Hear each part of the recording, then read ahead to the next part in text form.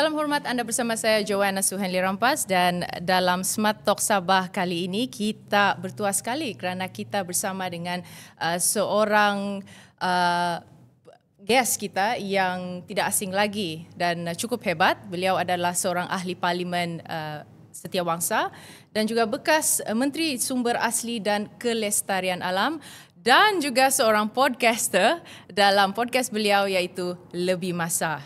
Dan hari ini saya bersama dengan YB Nik Nazmi yang memecahkan naratif biasa dengan analisis mendalam dan wacana bernas berasaskan fakta, bukan sahaja mengenai dengan Malaysia tetapi juga kita akan berbincang sedikit tentang Sabah atau mungkin lebih banyak tentang Sabah. Okey, so dengan itu saya persilakan YB, terima kasih kerana bersama dengan Smart Talks pada hari ini. Terima kasih kerana hadir ya. YB, YB ramai kenal YB sebagai ahli parlimen, bekas menteri dan juga mungkin untuk pengetahuan para pendengar di luar sana, YB juga adalah seorang penulis banyak buku. Antaranya adalah Malaysian Sun, kalau saya tak silap Moving Forward, right? And the latest one is Saving the Planet. Betul. Right? Semua habis baca. Dan mungkin sebelum kita mula, I would like to take this opportunity maybe you can share a bit tentang your podcast about Lebih Masa tu. Okay. Yalah, bukan idea yang original sebab bila saya berhenti jadi menteri, satu tentulah YB Rafizi pun dia memang ada podcast juga waktu dia menteri. Cuma dia tukar title lah bila dia dah jadi yang berhenti menteri, YBM. Dan of course yang mungkin agak terkenal ialah podcast Khairi Jamaluddin dan Syahril Hamdan iaitu Keluar Sekejap. Saya pun pernah muncul di sana. Tapi sebenarnya in fact saya pernah interview Joanna 2017 di KK. Betul. Dan waktu tu lebih pada Facebook Live dan sebagainya lah. So sebenarnya memang saya dah cuba berkecimpung dalam benda ni dan waktu saya jadi menteri pun saya mulakan sebenarnya Lebih Masa. Tapi waktu itu lebih untuk promote portfolio saya. Alright. Tapi sekarang saya lebih fokus kepada isu-isu politik semasa dan juga masih lagi tentang isu alam sekitar dalam podcast Lebih Masa. Right, okay. So you've mentioned about when you left letak jawatan lah sebagai menteri. Now kita tahu lah YB keluar letak jawatan pada kabinet macam Klopp tinggalkan lepas tu Liverpool lah. Tapi macam Klopp dia dapat standing ovation lah di Anfield lah. Betul. And dia dapat orang bilang he quit with grace and full of legacy lah. Sama juga lah macam YB. Dan saya difahamkan YB ni peminat Liverpool juga. Betul. Okay. So banyak yang tertanya-tanya di luar sana ya. Kawan-kawan di Sabah contohnya ya.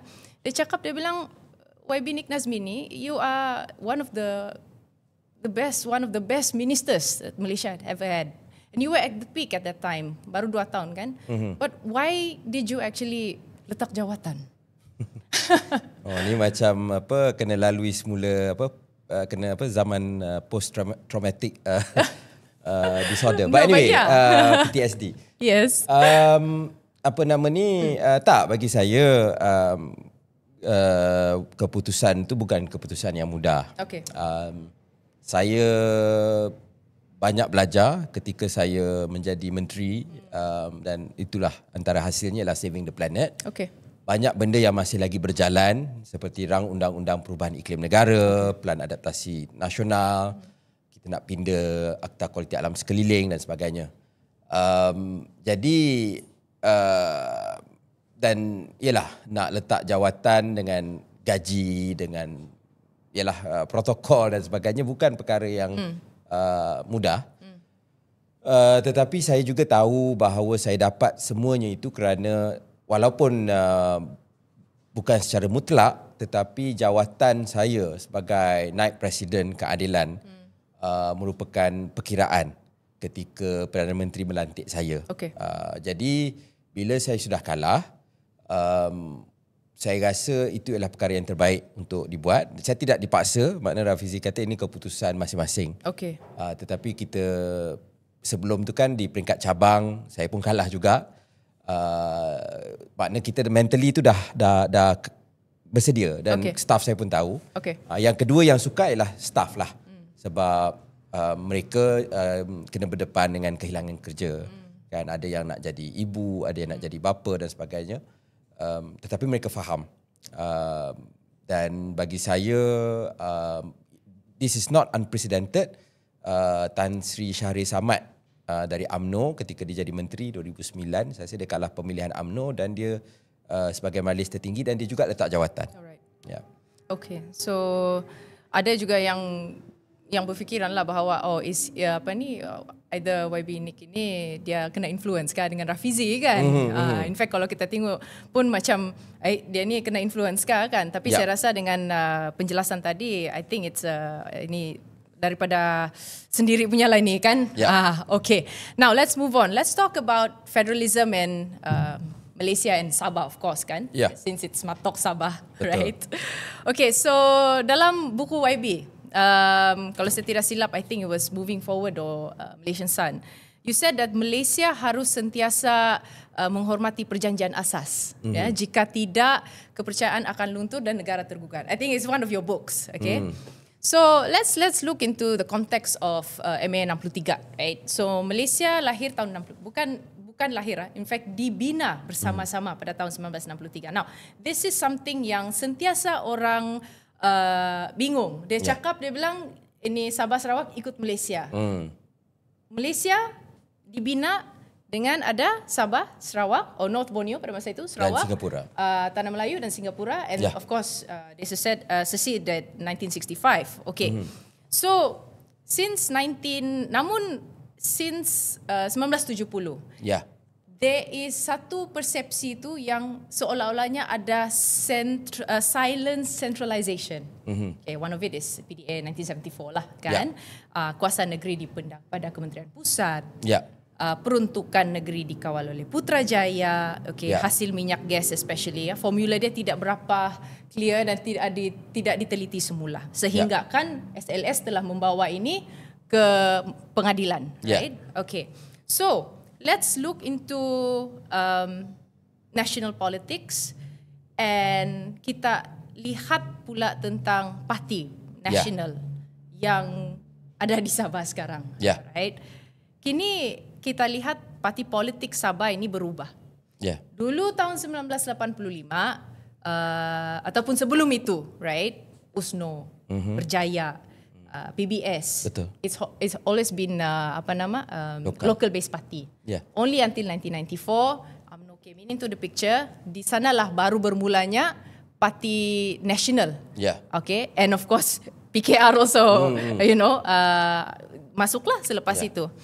Only up to 2018, to which we stood together at that time, right? PH and Warisan were together.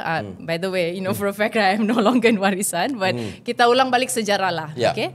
At least Warisan was still making the dominant punya suara lah dalam pengurusan kerusi. Betul. Right? Now sejak kebelakangan ini, okay, dan juga pilihan raya Sabah semakin hampir. Of course kekeliruan itu coalition dia yang mungkin saya boleh katakan strategic coalition ni sekarang orang bingung siapa yang mengetuai ini, atau ini PHK, PMXK ataupun GRSK atau sebagainya. Now, tapi ada juga suara-suara yang mengatakan bahawa banyak pula yang mau parti local based party ini untuk bergerak solo. Right. So they are bunyi begitu. So bagi pandangan YB sendiri, adakah parti nasional ini masih relevan dalam ekosistem Borneo dalam masa depan? With this kind of very fluid situation. Jangan kira Sarawak, ini Sabah saja. Right? Well, pandangan saya sebagai orang KL, pertama ialah saya faham sentimen di Sabah dan Sarawak. In fact, bagi saya Sabah ni yang paling terbuka menukar kerajaan. Kalau kita ikut sejarah, kalau sampai 2008 dia Kelantan, Sabah. In fact Sabah pun, Kelantan dia UMNO dan PAS lah. Dan dia punya alternate tu tempoh dia agak lama. Okay. Tetapi kalau kita tengok di Sabah memang banyak kali berubah. Ada positif, ada negatif. Itu tolak tepi lah. Tapi bagi saya itu satu petanda juga bahawa orang Sabah berani untuk bertukar kerajaan. Yang kemudian sekarang benda ini dah jadi satu yang normal termasuk di peringkat nasional lah di negara kita. Dan itu satu kematangan demokrasi. Itu pertama. Kedua ialah memang saya rasa bagi wilayah seperti Sabah dan Sarawak akan ada pasaran untuk parti lokal kerana politik dia unik dan MA63 dan segalanya lah.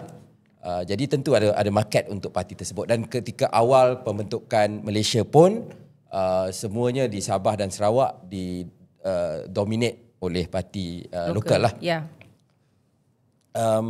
Namun pada masa yang sama bagi saya, in fact saya rasa DAP mungkin masuk awal sikit daripada UMNO, kalau tak silap saya lah, tetapi lebih pada bandar-bandar di Sabah. Pada pandangan saya ada nilai bila parti nasional juga pergi ke sana supaya kalau isu Sabah dan Sarawak hanya diperjuangkan oleh parti lokal atau hanya diperjuangkan oleh orang Sabah dan Sarawak semata-mata dan dia tidak akan menjadi isu nasional. Dan bagi saya itu tidak sihat. Betul, saya sebagai orang KL, saya tidak akan menjadi pejuang Sabah atau pejuang Sarawak sama seperti orang Borneo. Tetapi you need to have allies. And it's best to have allies in the same party rather than allies who are of different party. Yang tu boleh, I mean nothing wrong. Tetapi saya rasa perlu juga ada suara nasional. Kalau kita tengok contoh macam di United Kingdom, dia ada parti nasionalis di Wales, di Scotland yang semakin berpengaruh, tetapi parti buruh lah secara tradisinya dan juga parti konservatif agak kuat juga di sana. Jadi bagi saya di Malaysia pun kita boleh ada pendekatan yang sama. Jadi supaya isu-isu ini tak dilihat asing dan dia akan dimainkan sebab kita tahu politics is about sentiments, right? So kalau kita ada contohnya hanya katakan parti nasional langsung tak terlibat, apa yang akan berlaku dalam pemilihan parti kalau the equivalent in the US is the primaries. Okay. When you have your party primary, you will appeal to your base. Dan bagi saya ini kelemahan Barisan Nasional. Sebab secara tradisinya dia ada parti Melayu, Cina, India, Sabah Sarawak ni, tapi as a result masing-masing nak jadi ketua pemuda dan sebagainya, dia akan ketua pemuda biasa kan kena garang sikit. Mereka kena mainkan sentimen. Okay, because you need to win your vote, kan? Sama macam kalau di primary di US. Tetapi di keadilan misalnya, yang saya selalu tak tahulah parti sayang kat saya ke tak, saya tak tahu kan. Tapi because it has been my only party daripada sebelum saya masuk universiti lagi. Apa yang menarik bagi saya ialah dalam parti itu kita tak boleh main sentimen. Mana kalau saya nak main sentimen Malaya, saya akan hilang undi saya di Sabah dan Sarawak dan undi Sabah ramai. Saya pernah dikenali sebagai ketua AMK Pensiangan sebab yang menentukan saya kalahkan Amiruddin ialah undi di Pensiangan. Apa tu, Joanna kenal lah Pensiangan. Jadi saya kena memenangi hati semua. Okay. Saya tak boleh main sentimen kaum, tak boleh main sentimen wilayah. Dan that is the discourse that we need at the national level. Okay. Jadi saya tidak merasakan, saya faham, demand untuk parti lokal itu memang akan tetap ada. Dan saya rasa macam di Sarawak especially itu diletakkan sebagai kayu ukur orang lihat. Tetapi saya fikir kena ada alternatif. Misalnya, saya tahu you want to focus on Sabah, tetapi macam di Sarawak, di sebalik kekuatan GPS, orang lupa bahawa GPS hanya dapat lebih daripada 1/3 sikit je undi popular PRN Sarawak pada waktu itu. Tetapi dari segi kerusi, mereka dominate lah. Okay. Jadi bagi saya alternatif tu kena ada sebab kita tahu sentimen ni tak kira lah sentimen agama, sentimen kaum, sentimen wilayah kerap kali dimainkan oleh orang politik untuk dapat sokongan, tetapi delivery dia mungkin lain. Asalkan orang elit dapat kuasa, okeylah, dia habis. Lepas tu apa yang dia dapat dia tak turunkan ke bawah. Kan? But if you have a check and balance, maka kita harap manfaat kalau lebih banyak kuasa diturunkan dan sebagainya akan sampai ke orang biasa di Sabah dan Sarawak. Okay, I concur with you on that, YB. Tapi ini saya bawa suara daripada saya sebagai orang Sabah lah, okay. Tapi pilih parti mana tak tahu lagi lah. Sabar dulu, nanti kita cerita itu. Okay, dia begini. kita rehat sekejap dulu. Yeah, okay. Okay, dia begini. Kalau suara orang Sabah ni, okay, bukan kita tidak menidakkan National Party di Sabah, tetapi the issue that we have here is that kita seolah-olah merasakan bahawa kita ini kena dominate. Right, especially kalau kita membuat keputusan, terutamanya apabila mau menjelang pilihan raya. Because we went through that from 94 to 2018, di mana Barisan Nasional telah mendominasi politik di Sabah pada masa itu. Now, I think what's the concern of the Sabahan punya perspektif ini adalah apabila Parti Nasional ini akan mendominasikan lagi. Alright. Satu, kenapa? Sebab kita rasakan bahawa isu-isu Sabah ini macam sekadar tambahan saja. Like miscellaneous begitu. Tetapi tidak diarus perdanakan, YB. Itu satu. Alright. So that is why we are concerned. Number one. And number two, saya pun ingin tanya YB juga sendiri. You said that, okay, fine, Parti Nasional ini perlu ada perlu ada alliance, right? Which I totally understand, because kita tengok dari sudut pandang politik dan juga sejarah politik di Sabah, okay? Kita tidak boleh samakan Sabah dengan Sarawak. Of course, Sabahan will always say, kita mau jadi macam Sarawak. Tapi bagi saya mungkin, yes, of course, that is my end goal. As I am Sabahan, right? So I will say that my end goal is to have a local based party di sana. Okay. Tetapi yang membezakan kita dengan Sabah dengan Sarawak ini adalah satu, dari sudut pandang geopolitik dia. Kenapa saya katakan begitu? Sebab Sarawak, they don't have issue IC kan, ini ledakan Project M. Project IC. Satu. And then kedua, kita ini selalu diserang oleh anasir jahat, okay, Abu Sayyaf dan sebagainya. And we don't have this issue. They don't have the issue di Sarawak. Yes, if you want to argue the fact that maybe if you have a national party that you can have alliance with to deal with this, okay, fine. Tetapi isu dia, kalau sudah masuk, janganlah dominasi.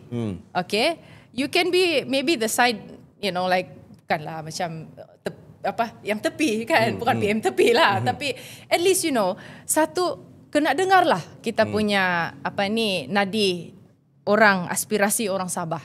Nombor satu, right? Ada lagi satu soalan saya mau tanya nih, maybe PKR, right? Since you are, I think parti anggota PKR. Biasa. Okay. Dapat nombor 4 juga betul dalam pemilihan. Okay. So this is a question that's always lingering, and in fact my last podcast dengan Datuk Mustafa Sakmud, I asked him, and I said, you have one of the highest ahli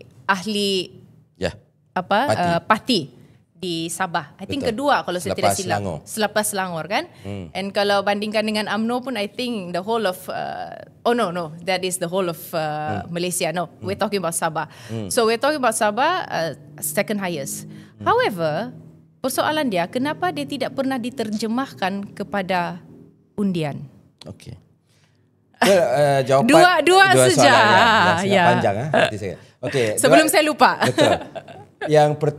Jawapan asas dia, saya rasa kalau Joanna mungkin pilih parti PKR, mungkin nasib dia berbeza lah kan, mungkin lebih banyak apa ini, lamaran terbuka kayak ini masuk saya parti. Tak tahu, saya bukan pimpinan, saya anggota biasa. Yang tu kena tunggu dari pimpinan. Tetapi on a serious note, saya faham apa yang disebut tadi. Tetapi itulah, bagi saya, kita juga kadang-kadang terlalu obses dengan label national dan local. Tapi kita tak lihat dia punya end result. Okay? Ini macam setengah orang kan, dia akan jual produk macam-macam lah, Muslim produk lah, apalah. Dia jual on that sentiment. Tapi isi dia mungkin kosong. Jadi same here, national or local, bagi saya label is one thing, tetapi kena tengok dia punya isi. Jadi bagi saya macam model UMNO with all due respect, I mean satu parti lama dan sebagainya, tetapi saya rasa macam UMNO dia lahir, satu parti yang daripada 1946. Dan apa yang kita lihat berlaku pada era Tun Dr. Mahathir atau sebelum, itu ialah legasi UMNO. Dari segi centralisation dan sebagainya. Jadi corak pemikiran UMNO mungkin berbeza daripada parti-parti yang lain. Itu pertama. So tak boleh nak letak semua parti nasional sama. Macam parti lokal. Ada parti lokal, bagi saya ada pelbagai yang bagus, yang tak bagus dan sebagainya. I'm not saying UMNO ni apa, but that is the mindset. For them, it's daripada sejarah dan sebagainya. Apa yang kita buat dalam keadilan tak sempurna, dan saya setuju, dan itu mungkin dilihat dari segi keputusan pilihan raya. Tapi bila timbul desakan, kita pernah ada Jeffrey Kitingan, kita pernah ada Wilfred Bumburing, kita pernah ada Lajim Ukin di dalam keadilan, kan? So Joanna belum ada lah. Tapi apa yang saya nak ceritakan ialah kita kemudian pindah perlembagaan parti. Because waktu tu timbul desakan apa yang menjadikan Sabah dan Sarawak ni istimewa, satu wilayah, bukan hanya seperti mere states dekat Semenanjung. Maka apa yang dibuat ialah pindaan perlembagaan. Yang pertama, kalau tidak kita ada 4 naib presiden yang dipilih, kan, macam saya tak terpilih hari itu, tetapi dia ada provision dalam perlembagaan parti yang menyebut kalau tak ada 4 yang dipilih dari Sabah atau Sarawak, daripada 3 yang dilantik, 1 mesti datang daripada Borneo. Wajib. So that suara Borneo tu akan tetap ada di peringkat tertinggi parti. Kedua, Biro Politik. Biro Politik parti ialah pimpinan kanan, Presiden Timbalan, Naib, Susah Agung dan sebagainya, Ketua Angkatan Muda, Ketua Wanita. Hanya pengerusi Sabah dan Sarawak anggota Biro Politik parti. Pengerusi, saya pernah jadi pengerusi Kelantan, Terengganu, I didn't sit on that capacity. I sat there as Naib President, not as. So itu dibuat. Is it enough? Maybe it's not. Maybe we have to relook at the structure. Kalau tanya saya, kalau saya lah, katakan saya yang boleh ni, mungkin saya rasa contohnya kena ada lebih autonomi. Maybe not absolute, but more autonomi pemilihan kerusi, rundingan. Sekarang saya rasa perkara itu sering disebut. Tetapi dari segi realiti, saya tak tahu. Saya rasa perlu diletakkan dalam struktur sebuah parti nasional supaya kita boleh ada ruang yang lebih besar kepada Sabah dan Sarawak misalnya untuk tentukan calon. Dan juga macam contohnya, this is just an idea lah. Macam DAP, Amanah, tak silap saya, kepimpinan negeri itu dipilih. Keadilan tidak, dia dilantik. Kepimpinan MPN, kan? Jadi mungkin Sabah dan Sarawak boleh mula untuk dipilih kepimpinan negeri sendiri. Maknanya dia berbeza, negeri lain mungkin masih dilantik. Contoh, it's just an idea. Dibagi autonomi lah. So that you can show that while it is a national party, the local chapter has a lot of power. Di Labour misalnya, dia dah brand dah. Contohnya Labour Scotland, dia dah tak cakap Labour sahaja. Dulu Labour sahaja, tapi bila dia nak menyaingi SNP, the Nationalist Party, Labour Scotland, dan banyak agenda mereka lain sikit daripada agenda pusat. Walaupun akhirnya, of course, if you're one party, the HQ tu kena ada some say lah, kan? But I think there has to be more room. I'm just itu hanya terus. Saya tak pernah terfikir. In fact, kalau saya boleh tambah itulah, kan? Maybe untuk siapa lah MPP nanti mendengar ini. I have to clarify this, right? If you're talking, kalau kita cakap pasal Borneo, East Malaysia ni, Borneo ni dia tidak boleh rangkumkan Sabah dan Sarawak itu together. Sabah is a different entity and Sarawak is a different entity. Faham? So that would be something that needs to be taken into consideration. Yeah. So yes, tadi YB telah katakan bahawa maybe lebih banyak yang perlu untuk diotonomikan dan kasih, kalau orang Sabah bilang kasih baguslah. Okay. So and you still said that we still need a national-based party in Sabah. So are you saying that national-based party would understand the Sabah's aspiration?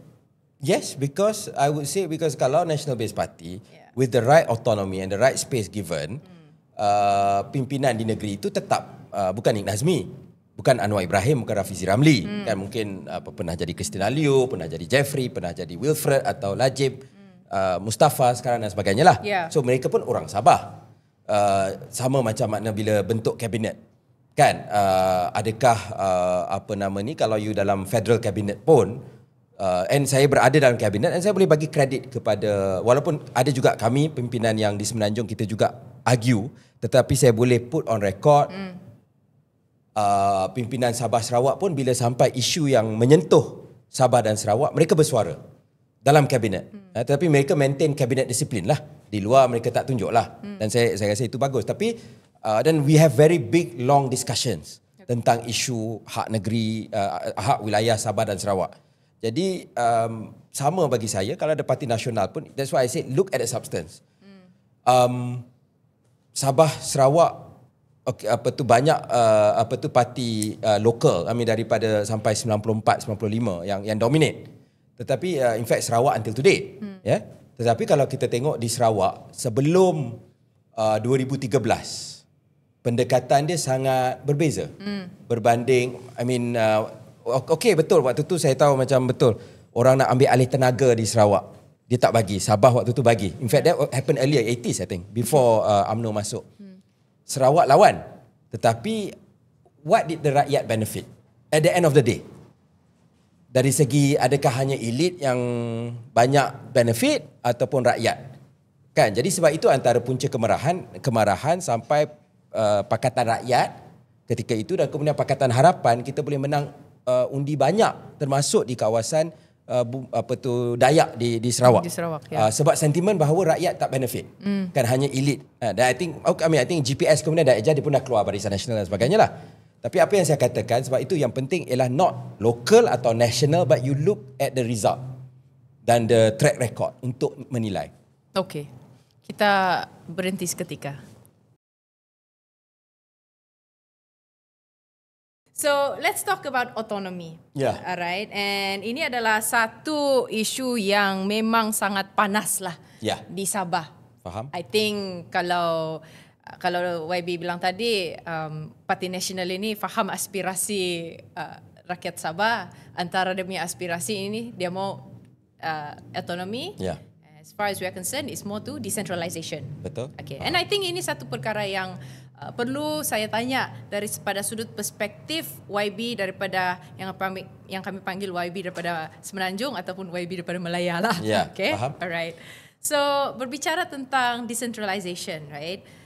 Ia bukan soal politik sahaja, because people always think like decentralization is always about politics, tapi kita ini mau bincang tentang soal keadilan struktur.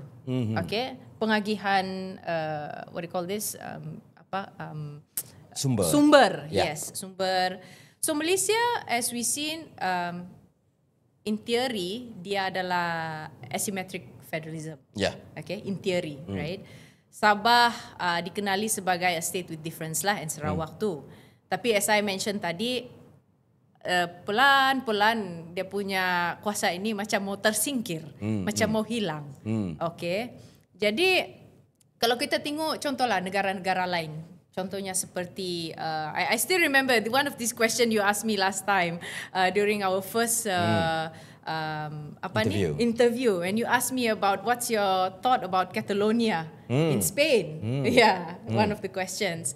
And then we spoke about Quebec in Canada. Ini contoh-contoh yang yang kita boleh buat sebagai analogy, right, untuk Malaysia. Nah, dan sekarang ini Malaysia seolah-olah dilihat sebagai centralized federalism lah. Sebab everything is just berpusat di Putrajaya. Dan sebagai seorang Sabah, orang Sabah lain okay, I want decentralization. Why I say that? Because otonomi kita dapat kembalikan kuasa kepada rakyat, contohnya, okay, pilihan raya. And I am also for pilihan raya tempatan untuk dihidupkan semula, especially di peringkat ahli majlis dan sebagainya, kan, dan bukan lantikan. Faham. Okay, dan ini saya rasa dapat meningkatkan accountability dan juga ketulusan. Itu satu, right? And dua, memperkasakan suara Sabah. When you decentralize. Now, dan kita boleh melihat juga analogi yang sama di Indonesia, where Pos Suharto, right, dia melaksanakan decentralization dalam tempoh 2 tahun kalau saya tidak silap, after dia dia turun sebab daripada presiden tu kan. And ekonomi konflik pusat periferi itu sudah reda. Now as for Malaysia, we would like to have autonomy, i.e. decentralization on some issues. Contohnya macam education. Faham. We're talking about what do you call this, healthcare, for example. These are the things that are very important for. Mungkin kalau Menteri Pendidikan dia Nik Nazmi, bukan Fadlina, Sabah okey je. Pendidikan. Okay. Alright, okay, sorry. Alright. So, what are the possibilities you think that, as someone who is from West Malaysia, a YB from West Malaysia, this is what we want. This is our aspiration. Okay. Since you said that you need you want to have allies with us, but you have to understand our aspiration. So what do you think about this? Saya faham. Saya rasa bagi saya faham sentimen itu. In fact, just untuk ni sikit, dia bukan hanya Sabah dan Sarawak. Of course Sabah dan Sarawak ada tempat istimewa dalam perlembagaan kita. Saya pernah tulis dan pernah dibalas oleh waktu tu Rahman Dahlan daripada kerajaan dan menteri. Saya tulis satu artikel tentang orang selalu cakap kedudukan istimewa orang Melayu dan Bumiputera. Kita lupa tentang kedudukan istimewa Sabah dan Sarawak. Saya pun banyak belajar sebab saya hanya jadi YB baru saya datang ke Borneo, kan. Jadi apa yang saya boleh katakan, pertama ialah soal kita punya paradox of federalism di Malaysia ni memang satu isu lama. Sebab kita federal state, negara persekutuan. Tetapi kuasa kerajaan pusat tu agak besar. Berbanding misalnya Indonesia, negara unitary, tetapi ada gerakan desentralisasi kemudian lah. Dan kalau kita lihat, dia sebahagiannya ialah benda ni bukan kitab suci. Perlembagaan bukan kitab suci. Dia merupakan a political construct. Bermakna dia ada rundingan, dibincang, ada latar belakang dia, ada sejarah dia, kita sampai ke satu muafakat. Sebab itu wilayah Sabah dan Sarawak ada kedudukan istimewa, ada hak-hak lebih daripada negeri lain. Orang Semenanjung banyak tak faham kenapa kena pakai IC kan nak masuk ke Sabah dan Sarawak. Jadi itu ada sejarah dia. Jadi pada masa yang sama, dan sebab tu saya berkata dia ada kaitan dengan politik. Kalau kita lihat bermula 2008, perbincangan ni menjadi semakin kuat. Sebab apa? Bila Pakatan Rakyat ketika itu menang besar di Semenanjung. Bila dia menang besar di Semenanjung, ada dua kesan. Pertama ialah, kalau kita tengok mula ramai lagi menteri, speaker datang daripada Sabah dan Sarawak. Berbanding dahulu. Partly sebab dia punya talent pool untuk Barisan Nasional dah berkurangan. Sebab banyak dah kerusi sudah jatuh ke Pakatan Rakyat. Okey. Jadi mereka terpaksa, maknanya mereka banyak lagi, dia buka ruang kepada banyak, dan bagi saya dia punya diskurs berubah. Mula bercakap tentang MA63. Pada masa yang sama Semenanjung pun, di Pakatan Rakyat pun kami pun mula cakap. Saya ingat tentang Hari Malaysia. Hari Malaysia bukan cuti umum. Kemudian Datuk Seri Anwar di Selangor 2009, tak silap saya, buat sambutan Hari Malaysia dan kata patut jadi cuti. Dan kemudian disambut sangat 1 atau 2 tahun kemudian Datuk Seri Najib pun isytihar Hari Malaysia cuti umum di seluruh negara, bukan hanya Sabah dan Sarawak. Kan? Jadi apa yang saya kata is a living process. Kemudian berlaku 2018, bertambah lagi bila Pakatan Harapan menang dengan warisan. Kemudian BN Sarawak misalnya keluar buat GPS. Kan dia jadi ada satu lagi makna pertembungan. Okey, itu dari segi Sabah Sarawak saja. Sebab soalan dia panjang, jawapan dia pun panjang lah. Jadi part kedua ialah sebenarnya orang di Semenanjung pun mahu lebih desentralisasi. Misalnya apa yang saya tengah push sekarang. KL pun rasa macam terjajah. Kami di KL hanya ada satu undi. untuk ahli parlimen sebab kita wilayah persekutuan. Alright. Sama juga betul di Labuan dan Putrajaya. Tapi saya fokus kat KL. Kita tak ada adun. So saya daripada orang nak mengadu pasal masalah pertahanan negara sampailah longkang punya isu di kawasan Setiawangsa, nak tak nak orang akan datang ke ahli parlimen sebab dia undi ahli parlimen saja. Okay. Tidak ada adun. Ahli majlis pun tak ada yang dilantik kan. So kita pun mahu pilihan raya. Kalau saya kata KL boleh jadi the first untuk buat pilihan raya kerajaan tempatan. Kalau pandangan saya lah. Dan adalah manifesto PH saya yang fight untuk benda tu pada waktu itu. Sama juga isu-isu lain lah. Macam kami misalnya di Selangor, kita pernah bincang. Kita contribute 30% to the GDP. Tapi kita dapat daripada pusat sikit. Kan? Tetapi yalah, dia at the end of the day ada juga perkiraan. Kalau macam tu nanti kesianlah Kelantan. Kesianlah Perlis dan sebagainya. What's the end point? The end point bagi saya dalam soal autonomi ini, kita kena lihat balik struktur negara kita. Sebab ketika kita ditubuhkan, ialah makna kuasa di kita start dengan Semenanjung Tanah Melayu, pada waktu itu kuasa di negeri itu agak limited. Tanah, agama. Itu ialah the main control yang ada di bawah state. Yang lain tu federal. Bila Sabah dan Sarawak adalah perjanjian Malaysia dan sebagainya, dan ada yang dilaksanakan dan ada yang tidak. Dan ada yang dirunding dan dibuat semula. Pada waktu saya contohnya kita serahkan kuasa kawal selia elektrik kepada Sabah.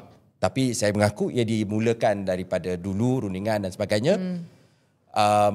Dan okey, saya masuk sikit dan mungkin sedikit kontroversi. Kawal selia elektrik ada cabaran. Sebab Sabah ialah negeri yang ataupun wilayah yang paling kritikal isu elektrik. Sarawak tak, Semenanjung tak. In fact, Semenanjung dah level yang sangat maju daripada segi reliability dia punya electric supply. Tetapi sebab dia dah jadi satu sentimen. Kalau saya Menteri Semenanjung, saya kata saya tak setuju untuk decentralize.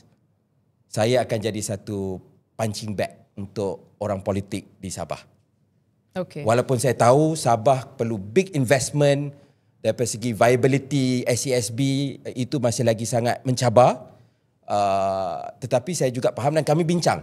Saya pernah bincang, saya bincang dengan kabinet, saya kata pegawai-pegawai kami pun risau. Banyak, they feel that dari segi development is a challenge to devolve electric regulatory powers kepada Sabah. Tetapi that was the political demand, and unless contohnya ada seorang ketua menteri di Sabah yang berani dan practical, dia kata we need to postpone this for the purpose of the state lah. Kalau tu okay, it has to come from a Sabahan. It cannot come from orang Malaya macam saya. Kan? So sebab itu bagi saya that is a political reality thing. Jadi bagi saya sekarang we already see, to me there has been improvements kepada MA 63. Dan dia bermula daripada zaman Najib, partly because of political reality tu. Barisan Nasional became more dependent on Sabah. At the same time PH nak menang Sabah Sarawak, dia pun keep talking about Sabah Sarawak issue. So then of course when Pakatan Harapan came into power, we saw some progress. Even under Sheraton Move ada some progress. And under Kerajaan Madani pun, saya puji juga Kerajaan Madani, ada progress. So to me it is a political reality. Yeah, but why did it take so long for everyone to realise this? For 60, kita telah bina negara ini for 63 years. But only towards the end, now, baru sekarang, that everyone is talking about Sabah and Sarawak. Sebab itu, so all this while has never been tidak pernah diarus perdanakan. Tapi saya kata that's why it goes tapi both ways. Tapi bagus juga lah kalau ada macam YB Nick lah kan yang faham tentang Sabah. Ya, tapi but why only now? Isu dia juga it goes both ways. Okay. It takes two to tango. Apa yang dibuat oleh orang-orang politik lokal yang mentadbir Sabah dan Sarawak daripada 63 sampai 90-an 2000. Alright. Bukan, kalau nak ni, semua orang lokal, UMNO ke apa, orang lokal. Sampai 95 lah, parti lokal. What is being done? Ada benda bagus, saya tak nafikan. Tetapi ada juga yang tak berapa bagus. And jadi masing-masing, mungkin dia pun waktu tu ada juga main sentimen negeri semua, tetapi akhirnya, apa yang kau dapat, apa yang aku dapat. Aku dan kau bukan soal Malaya dan Borneo. Aku dan kau ialah Ali di Malaya dan mungkin Abu di Borneo. It's about individuals. Okay, they use this just as a smoke screen. Right. That's why I always argue, look at the substance, not at the label. Jadi, short one, bagi saya, itu yang menjadi masalah. Kan? Tetapi bila political reality, bila dah diorang tengok rakyat dah marah, bila diorang dah tengok tiba-tiba contohnya out of nowhere kami boleh menang di kerusi-kerusi Dayak. Kan dulu saya ingat saya dengar pakcik-pakcik pergi berkempen di Sarawak, dia kata wow susah nak tembus masuk rumah panjang tu pun so difficult, but we managed to win in these seats. Why? Because the demand was there. Jadi bagi saya, I mean the past is the past. Correct. And I don't want to go back to that. Moving forward, saya rasa we all have to be responsible. Kita kena, and we have to be practical. And at the end of the day, bagi saya last kali, Malaysia ada nilai dia yang tersendiri. Malaysia keseluruhannya. Kalau pecah Malaysia ni, masing-masing akan ada impact yang negatif kepada Sabah, kepada Sarawak, kepada Semenanjung. We have to keep this together. Tetapi macam juga mana-mana perhubungan, mana-mana company, mana-mana club, mana-mana parti, bila dah ada dynamic dia dah berubah, then you have to accommodate the dynamic. Kalau saya mau tambah sedikit, YB, kalau saya melihat pun, which I agree with you to the point where when you say that, okay, kamu kena tengok juga kamu yang local pemimpin pada masa itu kan. Okay, contoh pada tahun 70-an dan sebagainya. Which kalau saya pun akui jugalah memang ada kesilapan mungkinlah pada kita punya pemimpin-pemimpin yang lalu. However, like your book said, moving forward, right? Kita ini sudah generasi yang berbeza lah. Okay? You are in a different, we are a different generation where we want to see a more progressive Malaysia. That is how I see it. Faham? Right? And we need to have more Nick Nazmis lah, like yourself. Okay, like yourself to. Orang PKL tak fikir macam tu. Okay, tak apa. Okay. Okay. No, but exactly. Lebih banyak lah yang begitu kan. Untuk for us to actually see that, you know, isu Sabah Sarawak ini bukan isu yang orang bilang PM tepi punya isu saja bah. Tapi it's actually issue that is a national issue. Alright. So, and sebelum itu juga, ini macam bagus juga kita ambil kesempatan, since you said that you have this idea of ada election di Kuala Lumpur.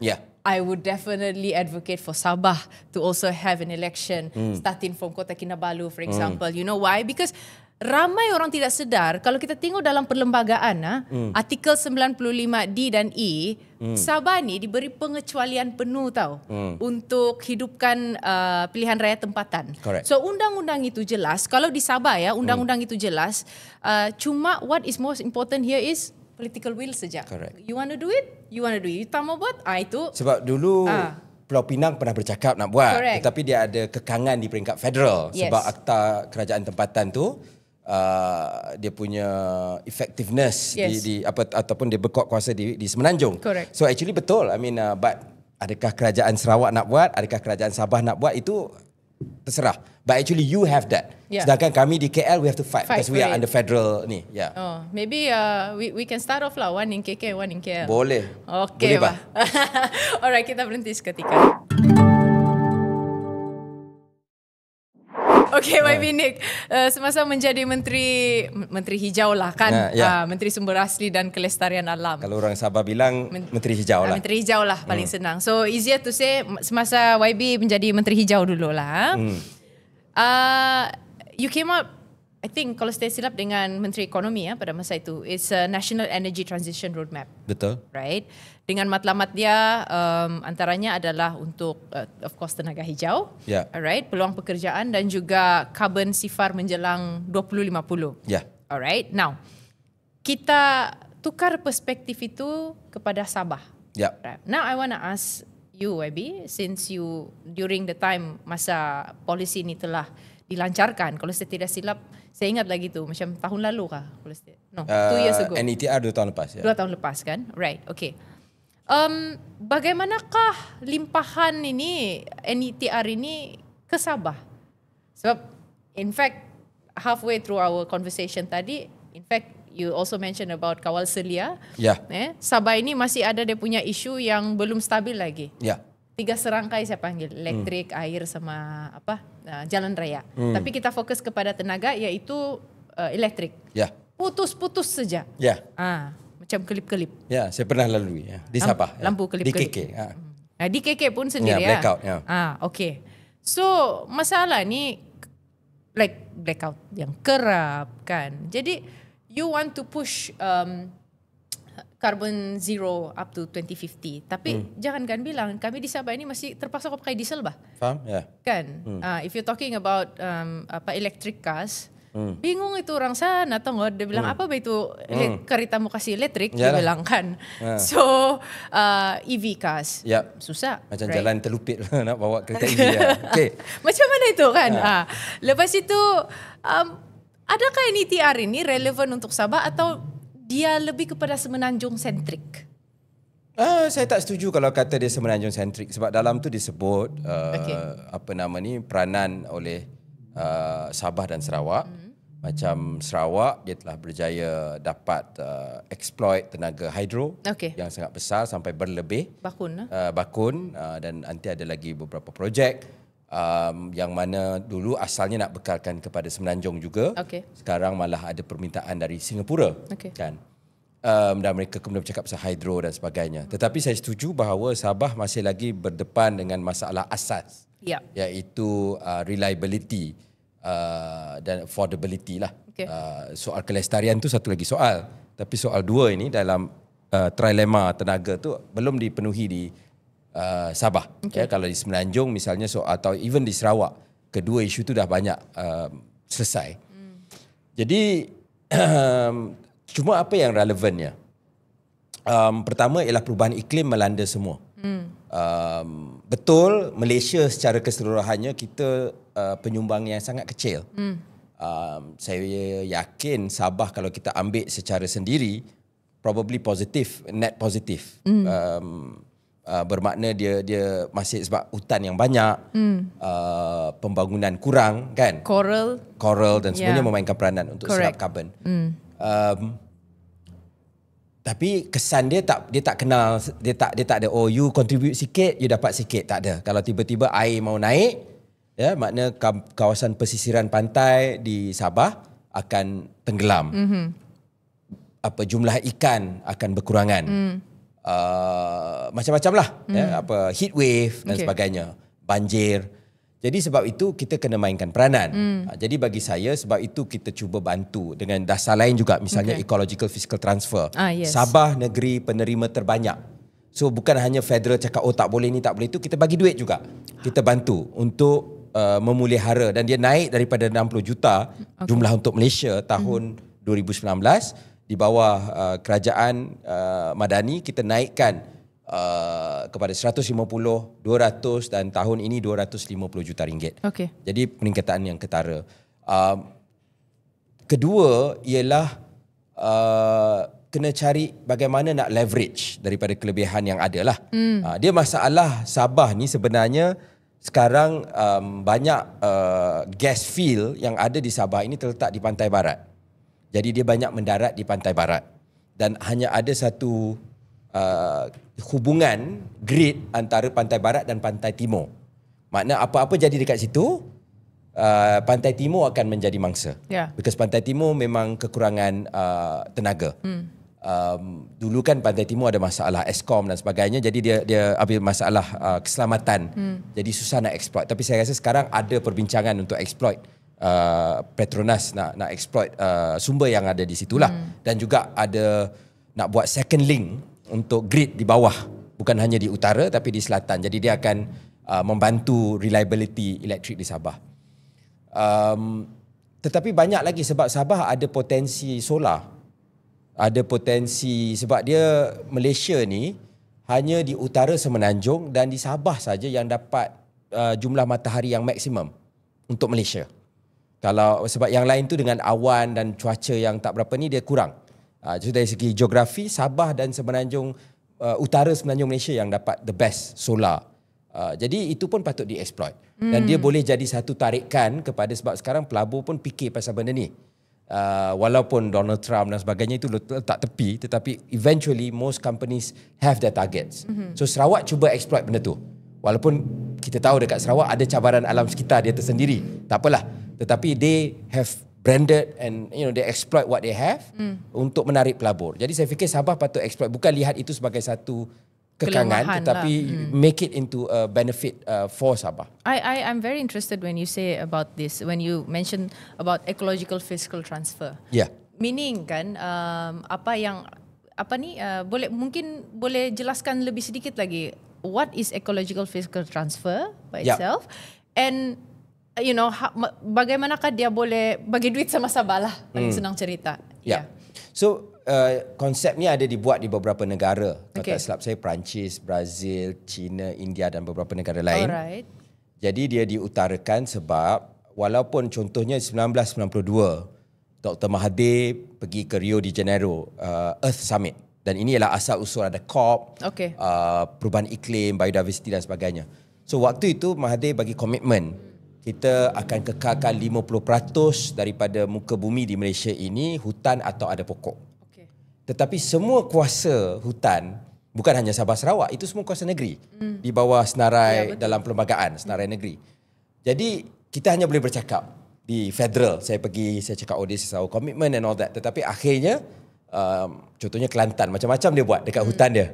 Kan? So kita boleh ni saja. So kita fikirkan bagaimana kita boleh tarik juga. So it's not just daripada segi kita ada misalnya sustainable forest management. So di negeri Kelantan dia pernah kena tarik sijil dia sebab dia tidak dibuat dengan betul. So nak jual mungkin di negara-negara Eropah susah sikit tanpa sijil tu. Sabah Sarawak lain lah, dia kawal selir lain.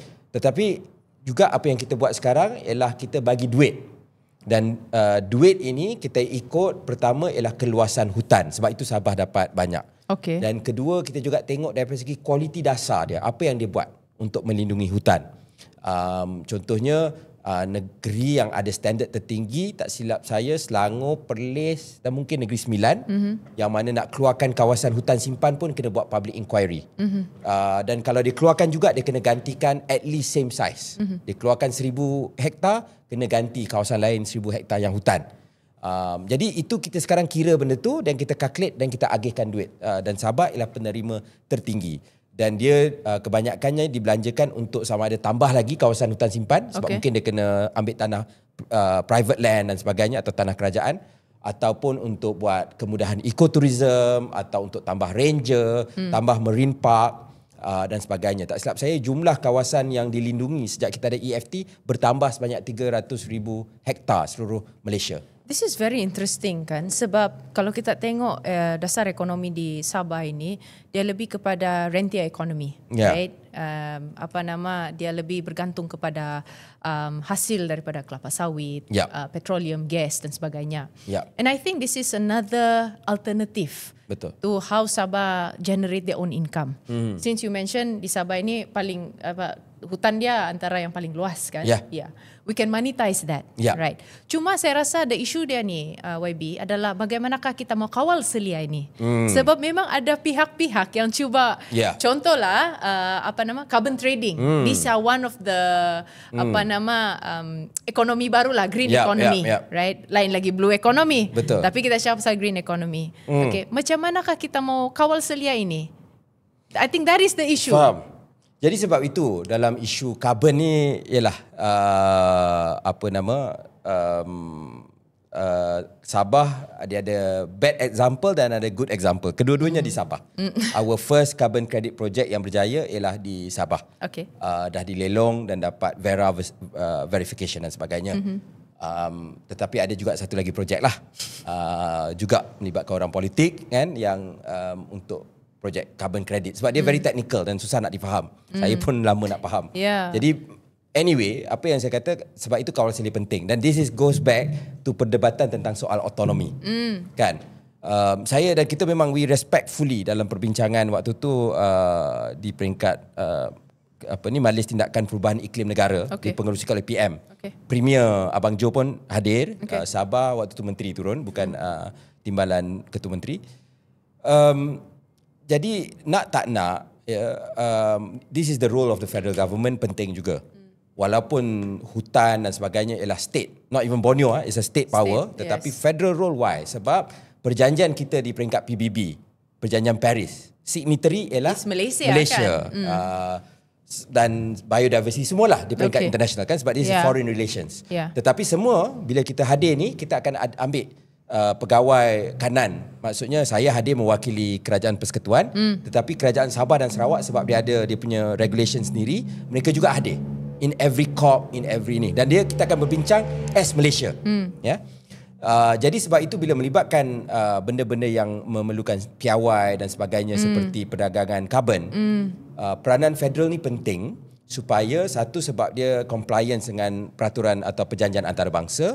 Dan bila negara luar tak faham. Contohnya you are Shell ke, you are Unilever, apalah bagi contohlah mereka datang nak melabur. Maka mereka kena nak tengok you comply ke tidak. Dan dia yang paling senang dia nak tengok compliance with international rulings dan national ruling. Jadi sebab itu argument saya reporting tu akhirnya federal kena ada. Dan kita kena ada data. Sebab dulu nak berkongsi data bukan saja Sabah Sarawak, di Semenanjung pun antara negeri, antara Kementerian A dengan Kementerian B pun susah. Di federal, di negeri susah, Sabah Sarawak lagi banyak overlapping ada overlapping dan dia tak nak dia ni hak dia kan. Yalah. Tapi we need the data so that we can report. Betulkah kita ni 50% hutan? Kan? Dulu definisi hutan Sabah Sarawak Semenanjung pun lain. So now we are in the process of harmonizing that. So ni that I mean gets quite technical. Tetapi itulah bagi saya role tu penting. Tapi tentang projek kredit karbon ni ialah satu contoh terbaik where we need both state, sebab state kontrol tanah, kontrol hutan, dan federal perlu ada kerjasama dan masing-masing ada peranan. Right, okay. Bercakap tentang hutan. Sabah ini memang permata biodiversity lah di Malaysia. Betul. Right. And Danum Valley, Sempurna Kinabatangan, Malaya Basin, kan. Tapi kita mendengar wujud ancaman perlombongan nadir bumi. Okay, dan juga projek arang batu besar-besaran. Right. We hear this lah, okay, in the news. Okay.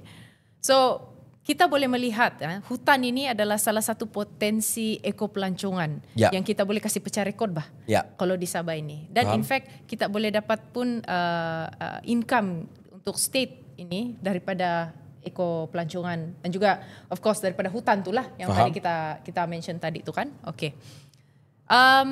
So, saya mau tanya YB, dengan adanya cerita seperti ini dalam social media dan dalam masa yang sama untuk kelestarian alam, right? Bagaimanakah kita imbangkan perlindungan hutan ini dan eksploitasi sumber? Because of course, there are certain grades, right, in the forest grade A, grade B, grade C yang you can masuk kan, exploit and masuk. Tetapi dalam masa yang sama juga perlu ada pembangunan ekonomi juga di Sabah, right? Tapi kalau eksploitasi hutan sampai sebesar 3 Kuala Lumpur pun besar terlampau sudah pula juga itu kan. Jadi sebagai seorang bekas menteri menteri hijau ini, bagaimana kita imbangkan ini semua? Perlindungan hutan, eksploitasi sumber, tapi pembangunan ekonomi Sabah juga. Sebab itu dalam soal alam sekitar, dia ada konsep ataupun dalam segi iklim dan sebagainya, kita bercakap tentang soal keadilan, climate justice, biodiversity justice. Jadi kan kadang-kadang kita tengok negara-negara maju pun datang kat kita, tak boleh buat sawit, tak boleh tebang hutan dan sebagainya. Dan memang ada impact, saya tak nafikan sebagai orang yang pernah bertanggungjawab tentang perkara tersebut. Dan ada masalah sebelum ni, kan. Tapi pada masa yang sama, negara maju, mereka dah 200 tahun dia tebang hutan ni sampai tak ada hutan. I mean UK, ini you pun ada orang UK kan. So UK is, for example, I think one of the poorest in terms of biodiversity in the world. Why? Because they cleared up everything. Right. Untuk lombong, untuk farming dan sebagainya, untuk industrialization. Tiba-tiba mau datang negara, dah lah dulu, dan minta maaf tapi UK jugalah datang ambil ke negara kita. Sama ini, sama Tanah Melayu, Borneo Utara, Sarawak, dia ambil hasil kita, dia jadi kaya, universiti dia cantik-cantik, semua. Kira duit at our kita expense, lah, duit kita, kan, lah. hasil masuk kita. Macam saya terasa boleh ni. Tapi saya faham dan ini bukan hanya Sabah Sarawak, Kelantan, Kedah pun cakap benda sama. You kata tak boleh, tapi apa yang kita boleh buat, kan? Jadi dia perlu ada satu kefahaman. There has to be an idea of justice where you cannot, dia tak boleh ada one size fits all punya approach. Sebab level pembangunan kita berbeza. Correct. Sebab itu bila misalnya Sabah ada cadangan nak bawa sumber tenaga yang agak kotor buat sementara waktu untuk membantu arang batu. Tak, ni yang ada dekat laut kapal ada cadangan. Tapi ada isu lain lah yang kita tak buat. Saya waktu tu saya kata I'm willing. Saya tidak against it at the beginning. Right. Sebab saya rasa saya kata macam mana saya mau jawab sama orang pensiangan ke, orang kudat ke, orang tuaran ke yang tak dapat tenaga yang baik, and then you kata because of environment. Purely that, kan? So I'm saying I'm willing to talk. But How do you balance that then, kan? Orang it's bilang, not an easy thing. It's not an easy thing. yeah. You akan ada NGO yang marah you akan ada orang kampung marah you semua. Yeah. But what is most important is how are we able to do it sustainably. Ada orang kata tak payah ambil minyak sudah sebab minyak is bad for the environment. Tetapi Amerika, Europe semua masih ambil minyak lagi. Yalah. Kan? So how do you expect, kita baru tahun 70 Petronas control, sebelum tu orang luar control. So we have to be given our space to do it while we slowly phase out lah benda-benda yang bermasalah. Jadi sama juga macam rare earth is what is needed for the transition. Yep. EV, kincir angin semua perlu rare earth. Correct. Arang batu tu mencabar dan saya faham bila orang bercakap, tapi saya because arang batu is a very dirty fuel. Correct. Is worse than diesel. Yeah. Dan dia pula terletak dalam hutan belantara di Sabah. Jadi memang ada that discourse sebab kami di Semenanjung kita dah isytihar no new coal plants. Kita nak retire apa yang ada kan. Tapi that one it has to be a real conversation antara menteri federal yang ada pada hari ini untuk alam sekitar dan tenaga dan juga antara kerajaan negeri Sabah lah. It's a hard discussion. But my personal view, exploit other resources first. I think saya rasa ini yang sentiasa menjadi perdebatan lah orang bilang kan, sebab di sana juga akan mau pembangunan ekonomi. Betul. Tapi dalam masa yang sama juga kita kena lindungi hutan kita. Betul. Kalau saya tidak silap negara seperti Norway kan, they manage to kawal selia pembangunan ekonomi mereka dan juga lindung hutan itu. Betul. Kan? Dan mereka juga hasil kekayaan petroleum mereka, they pump into a huge sovereign wealth fund. Yes. Yang menjadi satu boleh makna bertahan 2-3 generasi. Correct. Untuk orang Norway. I mean that is the best way lah. The best solution for, betul. I guess for state level lah. Ya, dan saya tidak ada kepentingan dengan Petronas, cuma sebagai rakyat Malaysia. Whatever it is, saya tahu ada kontroversi, but I think overall, Petronas is one of the best run, successful national oil companies in the world. Overall, you can look at tak banyak negara berjaya dari segitu. So I think in that sense, for those time at that time. Apa yang Petronas buat tu ada rasional dia. Whether we need to relook macam berlaku di Sarawak apa itu cerita lain lah. I tak nak masuk situ. But what Petronas did at that time ada merit dia lah. And they have been fortunate with very good stewards yang jaga mereka. But sebab itu juga bila orang kata untuk rare earth pun kita kena buat macam Petronas. I know it's not realistic. Sebab tak payah cakap Sabah Sarawak, Kelantan, Kedah semua pun tak mau dengar cakap kalau so I said we have to navigate with the states dengan keadaan sekarang kalau untuk rare earth. Right. Jadi we have to, that's why I said politics matters. What was the political background in 1970 and the political background in 2025 is different. Yeah. Okay. So as we close, apa harapan YB tentang Malaysia as we move forward? Malaysia ni kita sangat unik. Kita ada persamaan, kita dalam Nusantara. Bahasa Melayu merupakan satu lingua franca yang diguna oleh ramai orang di Semenanjung Tanah Melayu, di Sarawak dan juga di Borneo. Tetapi pada masa yang sama kita juga ada perbezaan. Yang ketiga persamaan kita ialah kita dijajah oleh British lah. Kan, jadi sempadan kita ini contohnya Kepulauan Riau, Kepulauan Riau tu ada banyak persamaan dengan Johor dan sebagainya. One sultanate. Kan? Tetapi sebab orang putih dia berbagi-bagilah. Orang putih waktu tu dia berbagi-bagi kan. Jadi dia jadi Indonesia, jadi Malaysia. Terasa aku baby. Jadi but at the same time kita ada kepelbagaian kita lah. Kalau di sana saya tahu saya betul-betul boleh cakap I fell in love with Borneo. Okay. Sebab benda yang mungkin asing bagi Semenanjung, tetapi dia satu perkara yang biasa di Borneo. Sana orang pakcik dia Kristian, dia Muslim dan semua boleh jumpa Christmas. Tak ada kecoh-kecoh. Tak ada ketua pemuda mau bakar-bakar sentimen. Tak ada. Kan? Tapi kalau di Semenanjung, semua benda akhir-akhir ini jadi sensitif. Kan? Yeah. So I think that's a lot that we can learn daripada Borneo, daripada Sabah. Masalah kemiskinan. KL secara purata lah. KL ada orang miskin bandar, tetapi KL, if you take out KL as an economy, pendapatan per kapita dia dah negara maju. KL mana kalau negara, bukan negara lah, kalau KL jadi satu negara, satu ekonomi, we are at par with the macam behind sikit Singapura. KL Okay. Tetapi bila you take average Malaysia, ada Kelantan, ada Sabah, because kemiskinan masih tinggi, then dia jadi kita masih lagi overall Malaysia is high middle income, belum high income kan, dah dekat sikit lagi.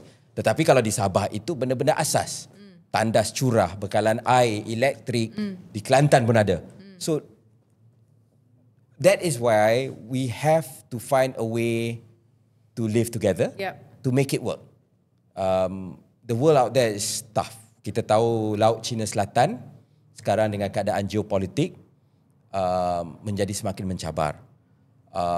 Kita tahu di dunia orang sekarang bercakap pasal AI, pasal apa, tapi kalau kita mau bergaduh pasal isu kecil, bukan isu kecil tapi maksud isu-isu yang orang luar pun tak faham, then we will not go anywhere. I think, but kalau kita juga kena faham, kalau orang muda Sabah dan Sarawak ada expectation mereka, how do we make it work? Pada masa yang sama, saya saya in a way I don't envy being Prime Minister today, kan, sebab ini kerajaan campuran. Ialah bila tu ada juga orang Semenanjung kata kenapa Sarawak boleh dapat banyak misalnya. Mungkin orang Sabah pun cakap benda sama. So it's not easy for him because orang Semenanjung pun mungkin bising. Kan? So how do we address balance this? But it is what it is. Our constitution, it is not like apa semua, dia ada special position. Orang Bumiputera, orang Melayu ada special position. Islam agama persekutuan. Sabah Sarawak juga ada hak istimewa dia. So this kedudukan istimewa dia.